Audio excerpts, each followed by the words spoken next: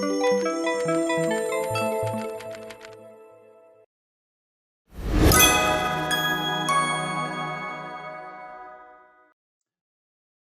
everybody. Adam Parks here with another episode of Receivables Roundtable. Today, I have my good friend, Mr. Gerald Lewis, joining me from Plaza Services. How you doing today, Gerald?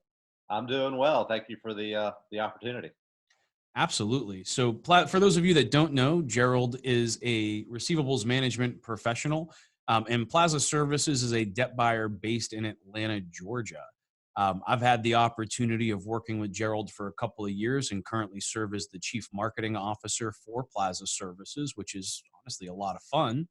And I thought it would be a good time to have Gerald on here today to talk a little bit about fintech and kind of the evolution of fintech, as it's become a very popular topic on our series here lately. So, Gerald, can you tell us a little bit about yourself and Plaza Services and kind of how it all came together?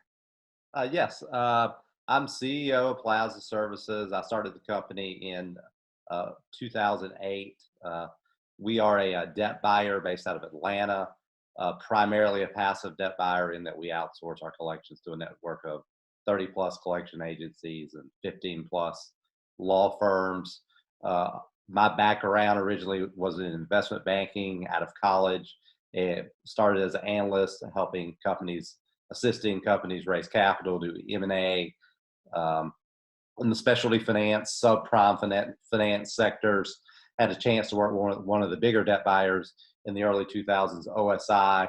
Kind of carved out a niche for myself in finding on the business development side in originating transactions, purchase transactions of non-bank lenders, a lot of subprime finance lenders, payday lenders, subprime auto companies. Fast forward in 2008, the Great Recession, the debt buying industry was in a lot of turmoil, and I saw the opportunity to start our own business. Started very small in a bedroom. It was a computer and one agency, and we've grown ever since. We've grown, mightily, since then. I think we're 17 employees. Like I mentioned, the network, the growth of our agency and law firm partners. Catalyst for our growth of late in the last 5 years has really been driven by compliance. Essentially, the lenders have gotten more focused on what's happening to the product after the sale. Prior to really prior to 2014, 15, after the transaction was done, the lender was not that interested in what happened to their paper, and as a result, you saw a lot of resale activity. Our model, even back then, we didn't have a big focus on resale. We primarily kept the paper. We did do some reselling. Essentially, in 2015, with the creation of the CFPB, a lot of the lenders just started prohibiting resales or making it very restrictive. Mm-hmm. And the business got more capital intensive, and you had to have longer term strategies to liquidate the paper. And I think that played well with our strengths. Well, So kind of fast forwarding, the current business, we're primarily focused on buying installment paper online. Fintech oriented paper is probably 70% of what we buy now. We feel like that's a space that probably is still a relatively untapped market. We feel like there's been a lot of private equity, a lot of new entrants into that space that had never sold before. So we're excited about the future of it. Well, I think that brings us into an interesting conversation for today, and that's to talk a little bit about kind of the evolution of fintech from the debt buyer's perspective. Now, as somebody who kind of came from OSI and had some experience in the payday space and kind of what the world has become in terms of online lending, can you talk a little bit about the evolution that you've seen of the kind of consumers that are borrowing online?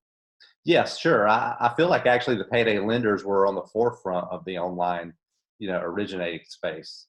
And they're a little more subprime in nature. I do think there was a misnomer back in the day that the payday loan consumer was deep subprime, was a poorer consumer. I think it was more of a middle income consumer that was over leveraged, as they were making a decent household income, oftentimes had credit cards, but they were tapped, and this was kind of their last, source of credit. I think what and then we started seeing the payday lenders evolve into the installment lending space, Mhm. and still at relatively high APRs above 100%. The last 3 to 4 years, Lending Club, Prospers, Avant, just to name a few, have gotten into the installment lending space, and we're seeing, online originated loans typically, well below 36%. Mhm. So, and we've seen balances where the original probably installment loans were in that $1,000 to $2,000 balance range. We're seeing a lot of installment loans in the $10,000 to $15,000 range. So we've seen quite a change. So it sounds like even the bankable community is starting to move more towards online lending. I know personally, as I've kind of evolved as a consumer, and gotten a little bit older, even I've found that I tend to gravitate more towards going online to look for financial information versus going into my local bank branch. 10 years ago, I would have gone to the local branch and had a conversation. Now, I don't know what they're staffing with around here, but it's a little easier to work online than it is with your local bank these days.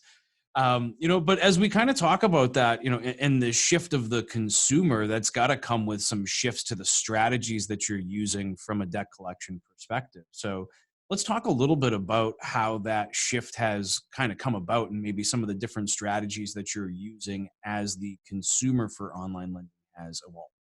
Sure. Overall, it's definitely a longer term strategy.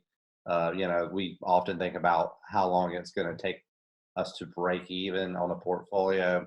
So as we were buying the lower balance payday loan product, we had break evens that were kind of more in, maybe 9 to 15 months, type Mhm. of time frame. Whereas now, often with these higher balance loans, it's really more of like a 2 year plus, type of strategy. And a lot of that's driven by the balance size. And the balance size, makes, really drives a longer term strategy. One, it just takes longer for consumers to pay these off as they enter into payment plans.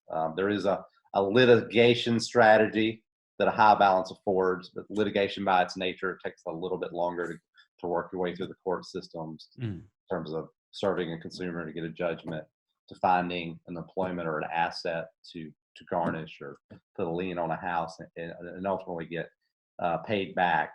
I think the higher balances kind of demonstrate that the consumer probably had a decent income at some point, and there's probably some, as a result, maybe they're in a, just on a down period, and they're going to find, gainful employment and be able to get back on their feet and pay back these loans. So I think there's that piece of it also. In terms of strategies differences, we're using a lot more scoring to drive our strategies, to really focus on those consumers that have the means to pay, Mhm. and tailoring payment plans, deciding which consumers that we may litigate based on those scoring. Also, um, in terms of, we try to use multiple communication approaches. I mean, we all kind of came from the background of collection agency, just call and collect.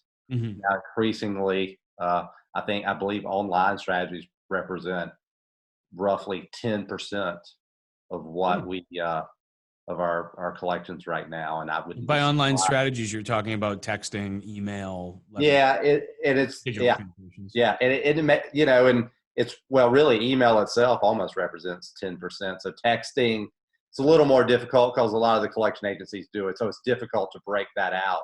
So Sure. it's probably, actually, I'm probably understating that Mhm. a bit.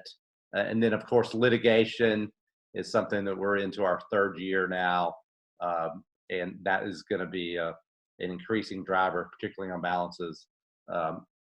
Generally, you don't litigate accounts to they're about $2,000 in balance, and then it becomes more attractive as the balances get above 5,000. So that is going to be definitely a bigger driver for us.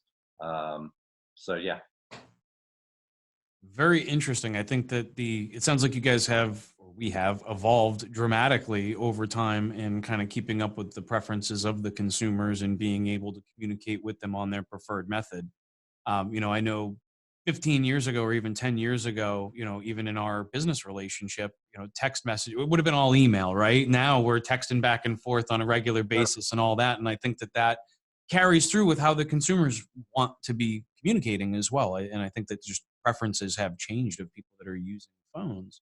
Sure. Um, now, as we kind of talk, I always like to kind of hit you with a question that kind of thinks about the future and to get your take on what the future is going to look like. So, I kind of wanted to ask you today, like, what do you see as the future of kind of this online lending world? Like, how do you see this evolving over the next 5 to 10 years?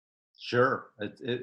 It appears, a lot of this is private equity driven, and there still seems to be a lot of interest in creating new business models or that you never thought of or coming, to fruition. I felt like an interesting one that I saw recently is transportation as a service. There's a Hmm. company, Fair.com, and I believe SoftBank backs this company, and their concept is kind of a rental auto kind of long-term program. Instead of buying a car, you effectively enter into a longer term rental program, and you're not locked into one car, and you can customize things. And maybe certain months, you need a car or you need it for more mileage, or so it gives you a lot more flexibility. But in that there is some embedded financing. I Hmm. think also point of sale credit seems. I mean, I think everybody seems like everybody's buying a Peloton, and you can go get financing at the point of sale. And if we've Hmm. seen that, we had a company that didn't make it in that space that here in Atlanta in the early 2000s that tried to do a similar concept. And I just don't think the technology was there to support it. But I do think it does seem like private label credit, whether it be financing funeral homes or your Peloton. I suspect car repairs. It just seems like that's where it's going to become more and more prevalent. And then, of course, the online installment lending space seems like more and more new entrants. Um, it seems like a lot of these companies are finding various angles to leverage non-credit bureau data to make underwriting, decisions. And it seems like there's a proliferation of data, a lot of creative people out there. So it's an exciting time. Well, and I think as we start to apply some AI to all of this technology and to these scoring mechanisms and other things, that there's going to be some interesting things. The addition of new data sources that allow us to better understand these consumers, the lending, the underwriting, and all of that, I think will also play a big part. And then, obviously the changes with cryptocurrency, DeFi, Fintech. I mean, all of these buzzwords that you're hearing on the news these days are I think part of what is going to be the credit revolution over the coming 10 years. So, Absolutely. very, very interesting, Gerald. And I always appreciate getting your perspective on these things. Well, thank you for the opportunity, and we look forward to doing it again. Yeah, absolutely. So, it's been almost a year since I've seen you. So, very much looking forward Right? to Yeah. being out at the RMAI Yes. annual conference. I'm very excited to come back to Vegas. Yeah, finally get to see everybody again. I Right. think it's going to be great. So, for anybody who's watching today, if you'd like to have a chat with Gerald or myself at the annual conference, feel free to reach out either on LinkedIn or if you have our contact information. We will be out there really pretty much the entire time. So, a lot of fun at annual conference. If you have any questions, comments, concerns, or just want to start a conversation about some of the things that we talked about today, feel free to comment below, like, and share our content. We always appreciate that. And don't forget to subscribe to our channel. But Gerald, thank you again for all of your time having a little chat with me here, and looking forward to seeing you out in Vegas. Yeah, we look forward to see you in Vegas. Thanks so much. Thank you.